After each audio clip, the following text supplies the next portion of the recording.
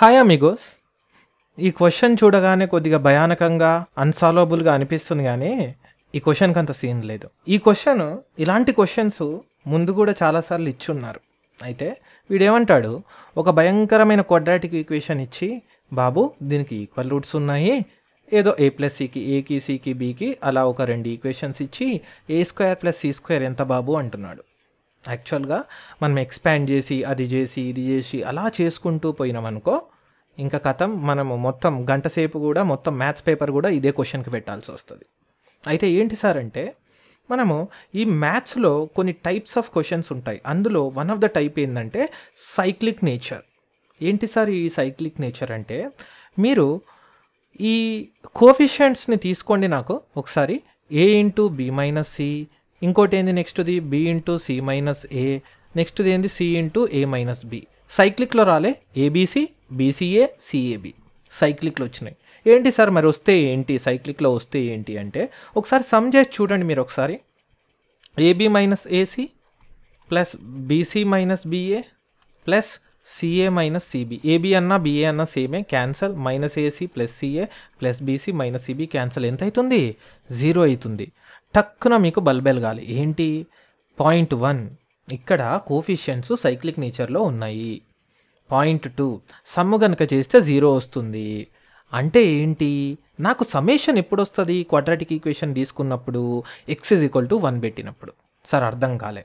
ముందు ఇచ్చిన quadratic equation రాసుకో. a into B minus C into X square plus B into C minus A into X plus C into A minus B = 0. దీంట్లో కనుక మీరు చూస్తే x = 1 పెడితే ఏమొస్తుందబ్బా? ఇది 1 అవుతుంది, 1 స్క్వేర్ కాబట్టి 1. ఇది x అంటే 1 వస్తుంది. ఇది ఎలాగో ఇంటూ 1 అంటే అప్పుడు ఏమవుతుంది? మొత్తం నాకు x = 1 కనుక పెడితే నాకు a into B minus C plus B into C minus A plus C into A minus B. ఇప్పుడే చూసాము, ఇదేమవుతుంది? 0 అవుతుంది. అంటే ఈ LHS మొత్తం 0 అవుతుంది కదా, అంటే 0 = 0. మీరు x = 1 కనుక దీంట్లో సబ్స్టిట్యూట్ చేస్తే ఇది 0 = 0 అవుతుంది. దాని అర్థం ఏంది? x = 1 అనేది వాడిచ్చినటువంటి క్వాడ్రాటిక్ ఈక్వేషన్కి ఒక రూట్ అవుతుంది. కానీ వాడేమంటాడు, బాబు బాబు బాబు నేను ఒక క్వాడ్రాటిక్ ఈక్వేషన్ ఇస్తున్నాను, దానికి ఈక్వల్ రూట్స్ ఉంటాయి బాబు అంటున్నాడు. అంటే ఏంది? 1 కనుక ఒక రూట్ అయితే వాడే ఇస్తున్నాడు ఈక్వల్ రూట్స్ ఉంటాయని. అంటే రెండో రూట్ కూడా 1 అవ్వాలి. కథం అయిపోయింది క్వశ్చన్. సరే ఎట్లా అయిపోయింది క్వశ్చన్ అంటే, నాకు ఒక విషయం చెప్పండి. ఏసీ ఉంది, బి ఉంది, అంటే మొత్తం ఎన్ని క్వాంటిటీస్ ఉన్నాయి? ఏబిసి 3 క్వాంటిటీస్ ఉన్నాయి. 3 క్వాంటిటీస్ని సాల్వ్ చేయడానికి ఎన్ని ఈక్వేషన్లు కావాలి? 3 ఈక్వేషన్లు కావాలి. ఎలాగో వాడు ఈక్వేషన్ 1, ఈక్వేషన్ 2 ఇచ్చేసాడు. ఇంకొక ఈక్వేషన్ కావాలి. అది సమ్ ఆఫ్ ద రూట్స్ కానీ ప్రొడక్ట్ ఆఫ్ ద రూట్స్ కానీ యూస్ చేద్దాం. ఇక్కడ రూట్స్ ఏంటివి? 1 1. అప్పుడు 1 + 1 అంటే ఏంది? Sum of the roots = minus b by a. ఇది ax² plus bx plus capital c తోటి = 0 తోటి కనుక కంపేర్ చేస్తే, క్యాపిటల్ ఏ అంటే ఎంత? A into B minus c. Capital B అంటే ఎంత? B into C minus a. So sum of the roots minus b by a. Capital A అంటే ఎంత అవుతుంది? 1 + 1 = 2 మైనస్ క్యాపిటల్ బి అంటే కోఫిషియంట్ ఆఫ్ ఎక్స్ అంటే ఎంత వస్తుంది? B into C minus a divided by capital A అంటే ఎంత? Coefficient of x square a into B minus c. So ఇక్కడ నుంచి నాకు ఒక ఈక్వేషన్ వచ్చింది. ఏంటబ్బా అది? సో ఏంటంటే, మనకు ఇక్కడ ఇంకొక ఈక్వేషన్ a + c b ఇచ్చాడు, a² + c² అడుగుతున్నాడు కదా. నేను ఒకసారి ఏం చేస్తా తెలుసా? ఈ రెండు మల్టిప్లై చేసి ఏమవుతుందో చూస్తా, ఒకసారి అబ్జర్వ్ చేస్తా. ఏమవుతుంది? 2 times of ab minus AC minus BC plus AB.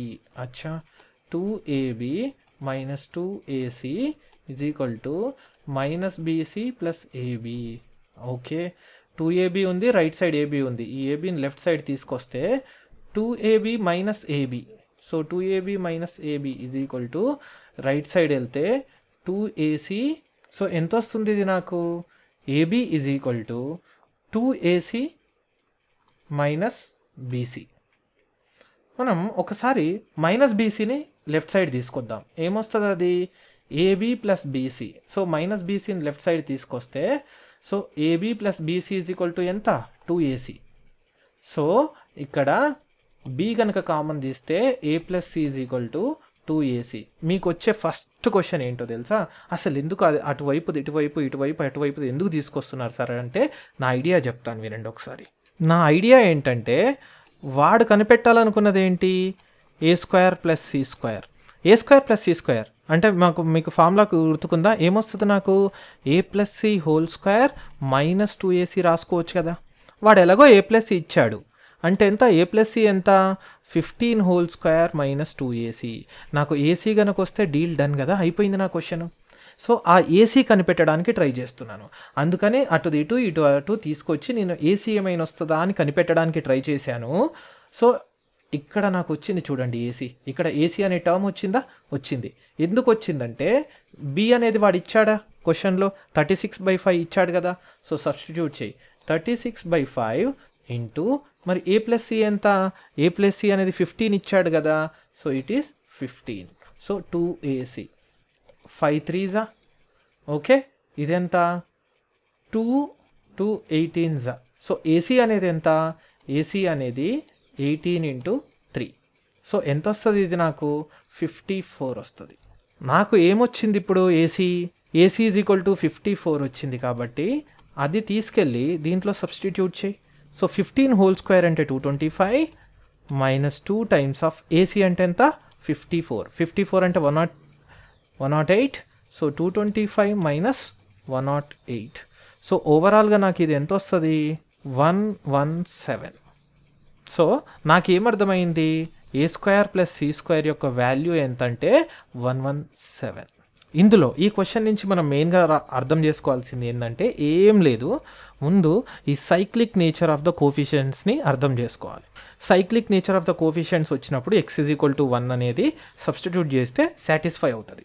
అన్నింటికీ కాదు, బట్ క్వశ్చన్ని బట్టి తెలిసిపోతుంది. అంటే x = 1 అనేది ఒక రూటు, x = 1 అనేది ఒక రూట్ అయితే ఈక్వల్ రూట్స్ అంటాడు కాబట్టి ఇంకో రూట్ కూడా అంటే సమ్ ఆఫ్ ద రూట్స్ = 1 + 1 2 అవుతుంది. దానికి -b/a పెట్టుకుంటే ఏబీసీలలో ఈక్వేషన్ వస్తుంది. వాడు ఎలాగో 2 ఈక్వేషన్స్ ఏసీబీలలో ఇచ్చాడు. వాడిచ్చిన క్వాంటిటీ ఏదైతే ఉందో అది బ్రహ్మాండంగా కనిపెట్టవచ్చు. సో బేసికల్గా సైక్లిక్ నేచర్ ఎప్పుడెప్పుడు ఎలాంటి క్వశ్చన్స్లో వస్తుందో ఒక అబ్జర్వేషన్ తోటి, ఒక ఫోర్సైట్ తోటి ముందుకెళ్ళండి మీరు. నేను ఇలాంటి క్వశ్చన్స్ని ఎక్కువగా సాల్వ్ చేసి మీ ముందుకు తీసుకురావడానికి, మీకు జేఈఈ మెయిన్స్ 2026 అచీవ్ చేయడంలో హెల్ప్ చేయడానికి నేను ట్రై చేస్తున్నాను. మీరు ఇది సబ్స్క్రైబ్ చేసి, షేర్ చేసి, స్ప్రెడ్ చేయడానికి ట్రై చేయండి. నాకు ఇంకా ఎక్కువ మోటివేషన్ వస్తుంది ఇలాంటి వీడియోస్ చేయడానికి. Thank you.